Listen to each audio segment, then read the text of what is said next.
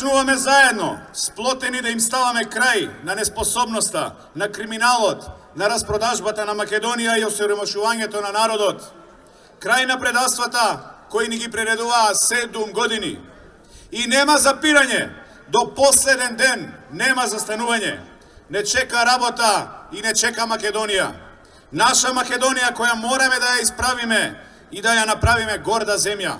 Македонија повторно твоја, повторно горда. Македонија држава на среќни и задоволни граѓани. Секој глас за ВМРО ДПМН е глас за промена. Секој глас за ВМРО е глас за вашата иднина и за иднината на вашите деца. Секој глас за ВМРО е глас за проекти, за реформи, за стабилна економија и развиена Македонија. Гордоста, како во химната, секогаш сме ја заслужувале и зајакнувале со битката за правдините.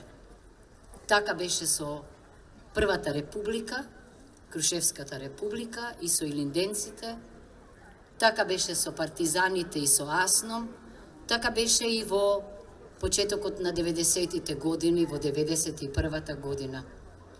Затоа јас, размислувајќи денеска, мислам дека е време за 4 Илинден, за 4-та Македонска република. Република од народот и за народот. Има многу работи што треба да се сменат, ама да се сменат за да имаме стабилна и функционална држава, за да имаме силни институции и слаби поединци, зашто инаку загрозена е демократијата. Ама крајно време е председателот, председателката да не оди надвор без прво дома да договори државнички политика која ќе ја штити Македонија, која ќе ги штити нејзините национални интереси, зашто иначе како вејка ќе бидеме надвор.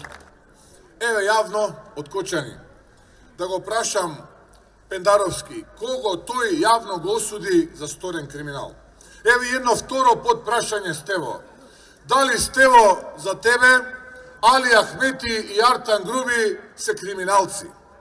И едно трето подпрашање. Те молам, немој да се вадиш со се додека некој не е осуден, тој е невин пред законите. Ево, одговори конкретно и јасно на следното место каде што ќе се обраќаш пред 10 луѓе, дали за тебе Али Ахмети и Артан Груби се криминалци?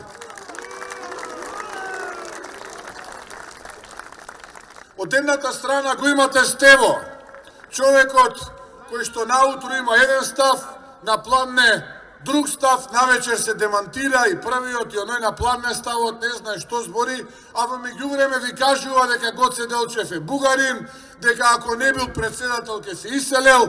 Тоа е опцијата околу која застана Зечевиќ, Маричиќ, Ахмети, Османи, Груби. Таа е опцијата. И другата опција е Гордана Силјановска Давкова за горда Македонија.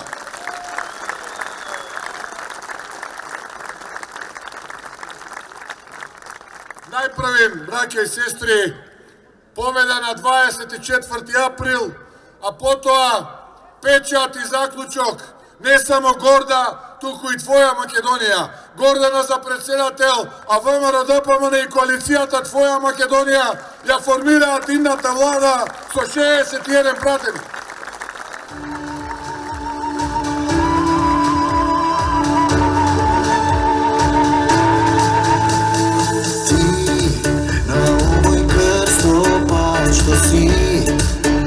Сакаш свето да го промениш.